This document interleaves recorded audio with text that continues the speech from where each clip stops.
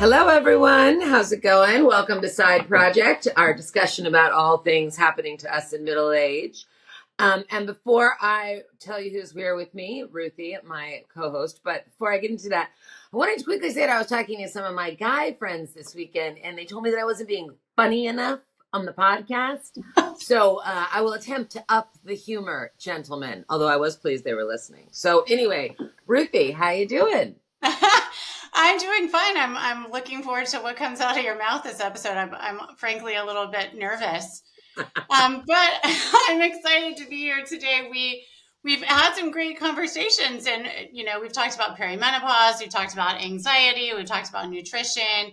Not always things you can joke about. And today's topic is weight, and specifically weight gain and weight maintenance as we age. So when we get to middle age, things start sitting in funny new places. Layla, I know you have some thoughts on this. Well, I've been overweight my whole life. So things have been sitting in funny places on my body since the beginning of time, basically. But yes, I will say that it continues to be getting harder and harder to lose weight. I mean, these days, you basically have to eat a cow and 2 chickens worth of protein a day in order to get the doctor in middle age to leave you alone for a hot minute.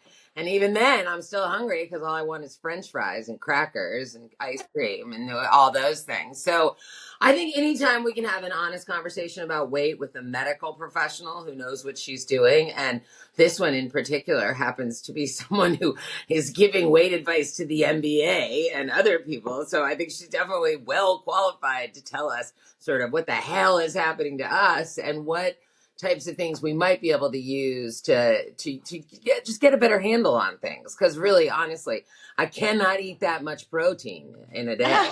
I don't know how to do it. So it's like a full-time job. It has become a full-time job. Yeah. Yeah, it's terrible. I mean, so anyways, yes, I'm very excited for this conversation. It's weight is always, I don't think there's ever been a moment in my life where I've gone to the doctor and they've been like, you weigh every perfect, Layla. Don't do a thing. Pretty much every time I walk in there, they're like, okay, you really need to lose weight. So since I was 7 years old, that's been the conversation. I'm interested to see how it evolves in middle age.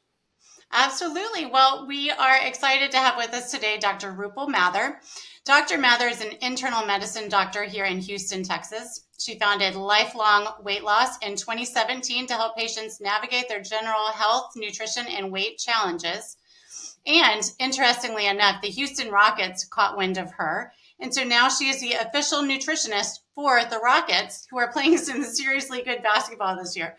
So we are really lucky she's here to answer some of our questions about weight loss and weight changes as we age. Welcome, Dr. Mathur. Thank you so much for having me. I'm excited to be here and to have this very important conversation. So let's start. Like, why is it so challenging to lose weight as we age? I mean, why is it? I kind of get it. Like, you're old, your shit's slowing down. I get it. But like medically, why is this so difficult? Why is this so challenging now that we're getting older and the weight just won't go off? I mean, it's metabolic and it's also circumstantial. I mean, in the middle of life, it's the sandwich, we're the sandwich generation. Our kids are, young or growing up and having new challenges. Parents are elderly and having new challenges also, and we're often the caregivers for both. And so we're busy careers, we're making transitions, and it's a high stress period of time. So of course, stress is not helping weight management or weight loss. And then, yes, you're right. Medically, there's absolutely a reason why it's so hard. One of the big reasons is growth hormone declines with age, and that means that testosterone declines with age, which means that muscle mass declines with age. And muscle mass is one of the biggest burners of calories, so we just burn fewer calories as we get older. And then on top of that, a couple of things tend to develop, especially in middle age. So let's say after 40 or in that perimenopause time. One of which is called insulin resistance. So a sensitivity to carbohydrates in the diet, which makes us overreact, have a big rise in our blood sugar in response to carbohydrates in the diet, which makes our pancreas release insulin, which is a pro-inflammatory hormone, a fat storage hormone. So that's preventing weight loss. And then there's another hormone called leptin, which leptin is a good hormone. It's produced by our fat tissue. So if we have more fat tissue, we produce more leptin, and that tells our body, hey, eat less and also burn more calories.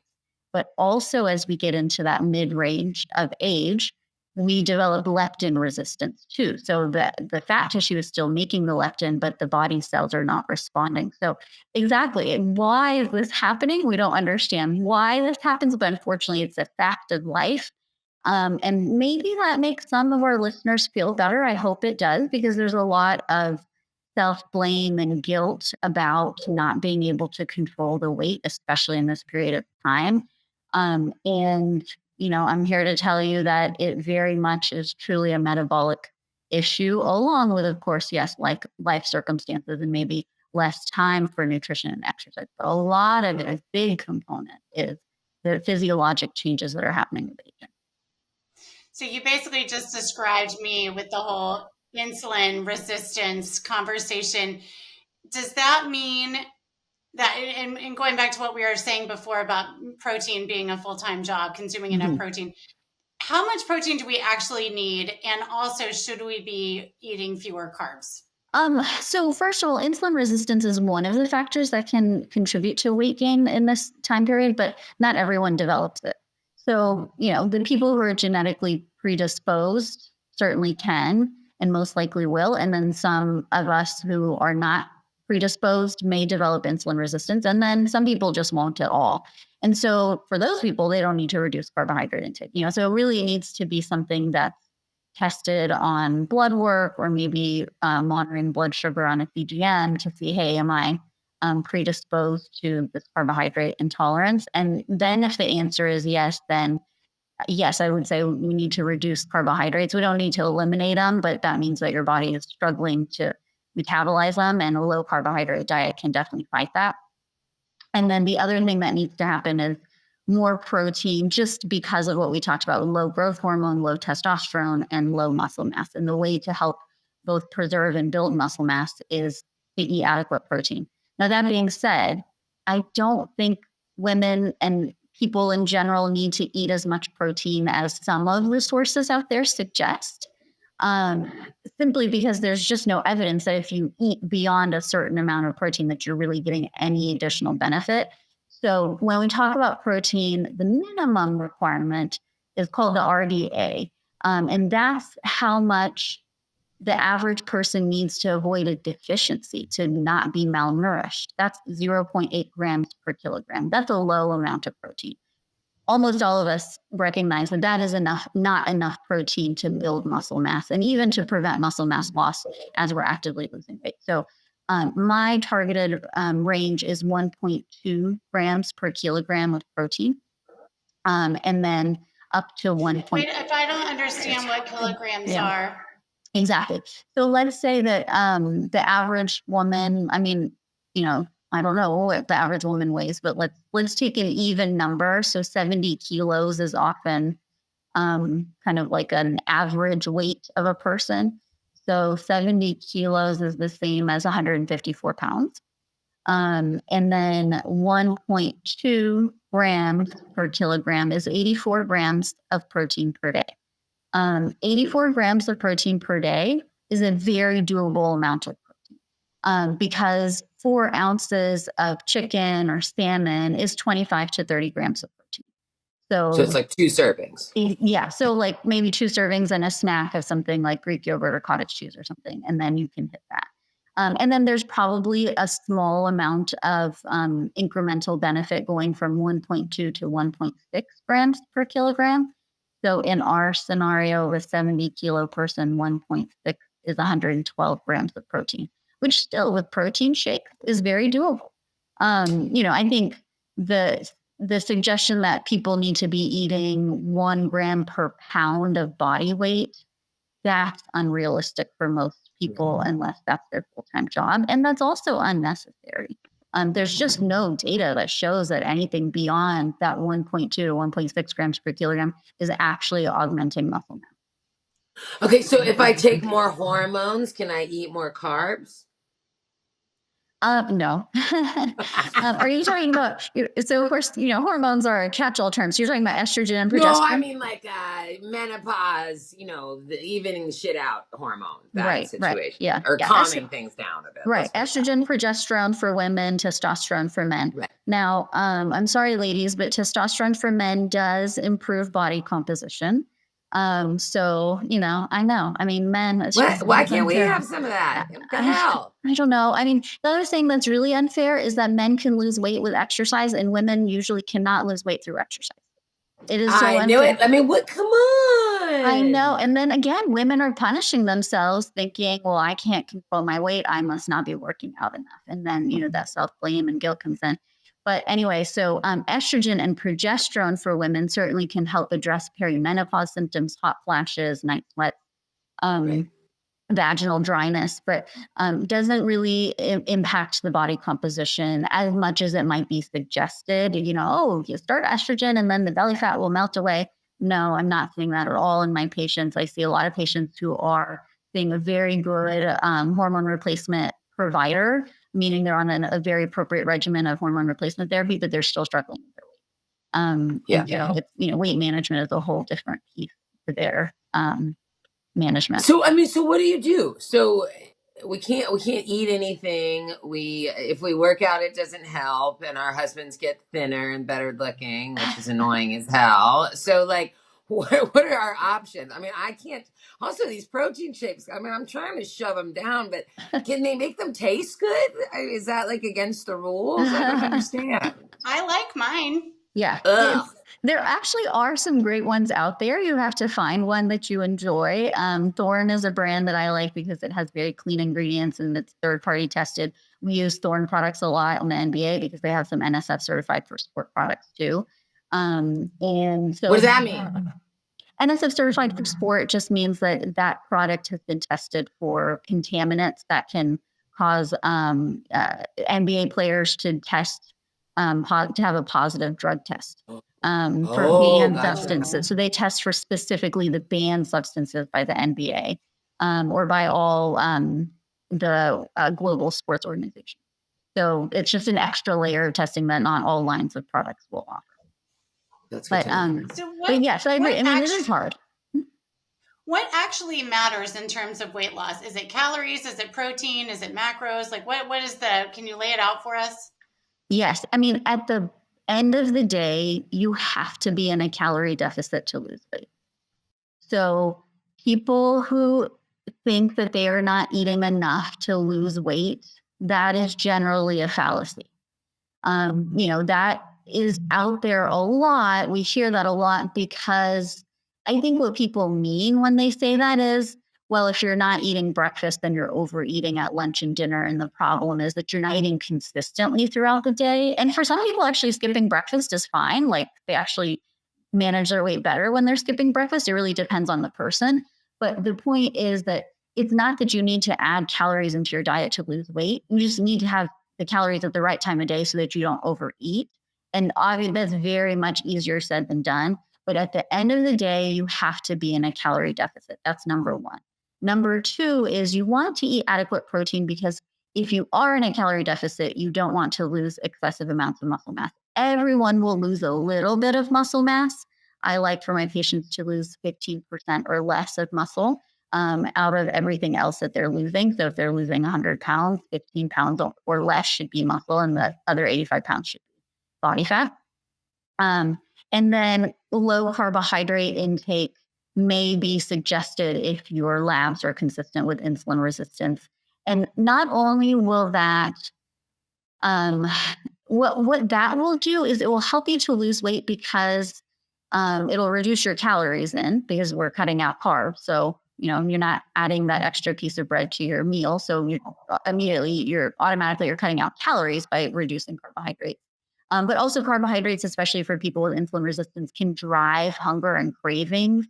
And so reducing the carbohydrates can therefore overall help that patient reduce their calorie intake. So at the end of the day, that's what we're targeting. And reducing calorie intake is very, very hard. And so what Layla, the point she was getting to is well, this sounds impossible. Like, thanks for telling me the science, but like now I feel hopeless, completely hopeless. Um, and it doesn't have to be that way. And that's why I really like practicing obesity medicine, because a lot of what I do is about the lifestyle modification, but it's also about using weight loss medications. And the reason I use weight loss medications is because we finally have recognized in the mainstream culture that there is a place for a medication to treat the physiology of why people have a hard time losing weight, because there's very much a medical reason why people can't lose weight or can't keep it off. And we have great medications to help. I mean, yeah. So like Ozempic and all the, so I take that, right? And I definitely don't eat as much, right? I'm not going to tell you that the pounds are flying off me. I don't look like Oprah yet, but I have aspirations. I have aspirations. But so you think these are okay? You think this is an okay solution? I mean, obviously you need to be with a doctor, but like, what's your general take on these types of medicines, and are they going to like mess us up in 10 years and I'm going to get a third eye or something? Right. Or... And that's what everyone comes in asking me is, I mean, oh, now all the studies I'm seeing are showing that these drugs are great, but like what happens to me in 10 years? Yeah. What is the long-term safety profile of these medications? And it's really good. So first of all, the very first GLP-1 medication that came to market was exenatide in 2005. So we have 20 years of ongoing use of these medications. It's just that initially they were only FDA approved for people with diabetes. So that's, so the majority of the people, well, all of the people who have been on these drugs for 20 years are people with diabetes. And then, of course, in the more recent time, we've had people without diabetes using these medications, but we do have that data. So that long-term data, that has been mined. I mean, we have big electronic medical record systems like the VA that keeps track of who is taking these medications and what diagnoses they're developing over time. And when we go back in time, what's called a retrospective study, and we look at, hey, is this drug associated with good or bad things? And we have controls in place too. So there was a big study that looked at Ozempic use in people with diabetes and what other medical conditions is it associated with. And then they used car accidents as their control. So, if they saw Ozempic use associated with car accidents, there's something wrong with that study, right? Because there's no way that Ozempic is causing car accidents. And that was a great, the study did not show that. So it was a good study. And in that study, we really didn't see negative long-term health impacts. We have known health impacts on people, the most common side effects being nausea, acid reflux, diarrhea, constipation, a lot of manageable gastrointestinal symptoms. And then there are some potential complications that can develop, like pancreatitis, which can be life-threatening. Gallstones are pretty common just with weight loss itself. A lot of GI motility issues, but those are very rare. And they're not long-term side effects. There are none that we have found to date. There's, maybe some concern over vision changes, but those studies are ongoing. And while that sounds so scary, the biggest thing that is going to impact a person's life is untreated obesity. Untreated obesity is a risk factor for many different types of cancers, breast and prostate, which are two of the most common cancers, heart disease. These are the leading causes of death in America. And so from the safety standpoint, these drugs are very safe. From the psychological standpoint, these drugs allow people to release themselves of the blame and the guilt that they're not successful at weight management. And then from the health standpoint, these drugs are reducing people's blood sugar, their cholesterol, their blood pressure, and then their risk for obesity-related cancers. That's fantastic. So let's talk for a second about vitamins and supplements. Are there any that you recommend kind of across the board? I know that you're big on multivitamins and things like that, but then also my concern is, how do I know if I'm getting a good vitamin or supplement versus, something that just has a lot of junk in it? Right. Yeah, that's a hard one. I mean, I think if you can find an expert who knows how to read a multivitamin label and walk you through that, that would be great. I kind of stick to certain brands. Thorne is a brand. Pure Encapsulations is a brand that I like a lot. These are brands that have been around a long time. So they don't have fillers in their products, but also they do that third-party testing that I mentioned so that we know that there's not heavy metals and just things that are not on the label in the product you're getting. So first of all, you need to use a trusted brand. And then second of all, you really do need some sort of, if it's not a healthcare provider, a nutritionist, someone who can read that label and tell you, okay, this is appropriate with everything else that you're taking. So a good example is Nutrafol is a really popular hair vitamin that a lot of patients will come in telling me I'm taking Nutrafol for my hair. Nutrafol is high in vitamin A, and a multivitamin can be high in vitamin A. And so there have been recently some case reports of people developing liver toxicity on Nutrafol. And I suspect that these are people who are probably taking both a multivitamin and Nutrafol, thinking they're doing something great for their body. That's just one potential example. We don't know exactly what was the cause of the liver toxicity in the patients taking this supplement, but point being that it does need to be individually tailored based on other supplements and other medications that you're taking to make sure there's no interactions. I always follow vitamin D levels. Also, a lot of my patients come in taking too much vitamin D. Doctor checked their level, it was low, and they got on these mega doses of vitamin D. Now it's way too high. That can definitely cause toxicity. So vitamins A, D, E, and K are all fat-soluble vitamins, meaning if you take too much of them, your body will just store them and cause toxicity. Whereas the water-soluble vitamins, you just pee out. That's why pee is fluorescent after you take a multivitamin. That's you're just getting out the excess B vitamins that you don't need. But those other vitamins you can take too much of. So you're right, that deserves a conversation with a healthcare provider. A lot of people think they can just buy anyone over the counter, but I definitely encourage that. Yeah. I mean, yeah.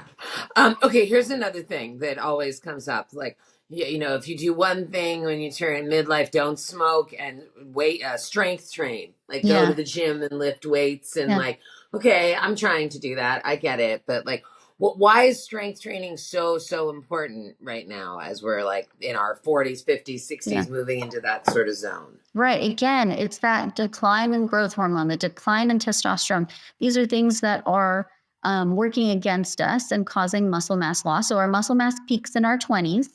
And then starting from age 30, we start losing 3 to 5% of our muscle mass every decade. And the only way to combat that is to activate muscle growth. And the two things that activate muscle growth, one of them is protein. We talked about that. And the other one is strength training. And the reason it's strength training rather than cardio is because when we put that mechanical load on the muscle fibers and we stretch those muscle fibers, that activates an enzyme called mTOR. mTOR stands for mammalian targeted rapamycin. No one needs to really know what that means, but mTOR is a big regulator of muscle protein synthesis. And things that activate mTOR, one of them is strength training and making sure that you're doing it right. Like you actually have a heavy load. Like you don't need to have such a heavy load that you can only do 2 reps. Like we're not trying to bodybuild, but 8 to 12 reps that are pretty challenging, 2 to 3 sets. That's kind of the minimum that I recommend to stimulate that mTOR. And then the other thing for mTOR is protein again. And in particular, leucine. Leucine is a type of amino acid that's found in animal protein, and it's what's called a branch chain amino acid. So sometimes people will take branch chain amino acid supplements too, but leucine also directly activates mTOR. So the point is that strength training is important because it's activating, it's telling your body to build muscle mass at a time when all the other signals are telling it to break down muscle.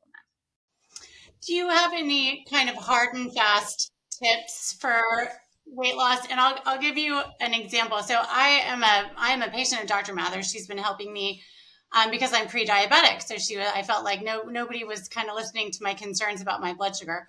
And a friend led me to Dr. Mathur. And one of my favorite tips that she has given me is she told me to switch my carb intake. So I was under the impression like I need to get my carbs early in the day because then I exercise throughout the day and I burn off all the carbs. But the issue was at night when I'm really craving carbs, I felt like I couldn't have carbs in that, then I would eat them anyway. And so she said, flip-flop that and don't eat the carbs in the morning have a protein shake and save your carbs for the end of the day when you really want them. And that has helped me a ton. So do you have other tips kind of like that, like little things that people might not be thinking of that can really help in terms of weight loss? Yes, absolutely. I think a lot of people do think about this one, but they don't implement it. It's hydration. A lot of times people are mistaking dehydration for hunger. So number one thing, drink enough water. How much water each person has to drink is very individual based on how much they're moving and exercising, sweating, etc. But generally, 2 liters a day is what I recommend for most women. For men, especially taller men, NBA players, maybe 3 liters a day minimum, plus what they're losing when they're playing on the court. But 2 liters a day for most of us is pretty reasonable. It's just 4 standard water bottles, not like the pint ones, but 4 16-ounce water bottles is 2 liters per day. So that's kind of a common theme that I see people are just not hydrating enough. And so they're eating in compensation for that. And another big one is hidden fat. So I like fat, and fat is a fad now. Like add healthy fats to your diet, right? Like olive oil and avocado and chia seeds. And that's great. And I love those fats too. But people are overdoing it. Like you can't just add something to your diet and not take something away. So did you guys ever watch Frasier? Yes. Oh my gosh, I love Frasier. Oh, good, me too. So I loved it. And there's an episode where Frasier's in a weight loss competition. And he gets weighed and he has gained weight. And he said, "How can that be? I've added a salad to every meal." Right? Well, he's just added calories to every single meal, right? So he's gained weight, even though we all know the salads are healthy, and most people think, "Oh, I'm trying to lose weight. Let me eat more salad." So that's where I find that people trip up on some of these added fats in the diet. Is they're like, okay, so chia seeds are good for me. Great. I'm going to put in every morning in my protein smoothie. I'm going to put in chia seeds, flax seeds, walnuts. All these things are so good for my brain. Well, guess what? You just added 500 calories to your protein smoothie. And yeah, you're not going to be able to lose weight doing that. So water, hidden fats, the carb swap, those are some of the easy. So I have a question for you on hydration. What do you think of like those LMNT hydration packs or like those? We do noons at our house. Yeah, I mean, I drink them, right? I have a sodium deficiency, so if I don't drink enough salt, which is weird, I get a little loopy. So those LMNT things, like one of those a day, keeps me sort of on the straight and narrow. But what do you think of them? Like, are the Rockets drinking LMNT, the hydration? Or are they still drinking Gatorade? Like, what's happening? No, we're not using LMNT. We are using electrolytes, absolutely. Just happens to not be LMNT. The thing about LMNT. Wait, what brand is it? Because we talk about this all the time. My husband runs marathons, and so he's like, Noon is the best. But then I hear from other people, Liquid IV and all these other brands. Like, what brand do you recommend for electrolytes? I don't know if I should disclose that to all of the non-Rocket fans listening out there. That is true. Layla is a Golden State Warriors fan. I am a Warriors fan. I will call them immediately and tell them to switch out the Gatorade. You can tell me on the side. Okay, maybe after this podcast, but not in public. So I think electrolytes are important. The thing about LMNT is high in sodium, which is fine. It doesn't have any glucose. It's a 0 sugar one, and so it's nice because it doesn't have calories. But when someone is very dehydrated, they need the glucose to activate something called the sodium glucose cotransporter in the intestines, which helps with water absorption. So, for example, when we're doing oral rehydration therapy for a child with cholera, we're giving them a solution with both glucose and sodium because that's what prompts the best water reabsorption. And LMNT doesn't have that because some of the other brands have way too much sugar. So they went kind of in the other direction where they just eliminated all the sugar altogether. It still does have sodium, and if you're eating and drinking LMNT, well, then you still have some glucose. Then you can still, it'll still help you absorb water. Sodium and mortality is on a U curve, meaning if you eat or consume very little sodium, your mortality is very high. And if you consume too much sodium, your mortality is very high. But that U, like the point where people are having better outcomes with salt intake, is probably somewhere between 2 to 5,000 milligrams a day. Whereas the recommendation currently for most Americans is 2,300 milligrams a day. And that's probably on the low side for some people, for people like you, Layla, for people who lose a lot of sodium through their urine or lose a lot of sodium through their sweat, or they feel dizzy when they're on the GLP-1 medications. I use the electrolytes all the time to help patients feel better. And those people probably just are somewhere else in that range. They don't need such a low amount of sodium intake. So I'm perfectly on board with the electrolyte drinks if they make people feel better. Unless obviously you have hypertension and it's raising your blood pressure. But for a lot of people, it does not do that, not in those ranges. Yeah. Okay, one last question, and then I know we need to wrap up soon. But what do you eat for breakfast? What do I eat for breakfast? Yeah, what do you? I mean, you obviously. I want to know what you eat. Like, I'm going to start copying you.